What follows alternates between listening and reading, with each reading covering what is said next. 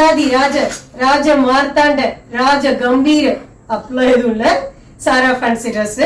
சாரா fancy ட்ரெஸ்ல பாத்தீங்கன்னா இந்த மாதிரி கத்தி எல்லாம் வந்திருக்கு. இந்த கத்தி எல்லாம் பாத்தீங்கன்னா ஆகஸ்ட் 15க்காக நாம கொண்டுட்டு வந்திருக்கோம். இப்ப நான் உங்களுக்கு காமிச்சிட்டு இருக்கிறது இந்த மாதிரி கத்தி. இந்த கத்திகள்ல நிறைய கலர்ஸ் இருக்கு.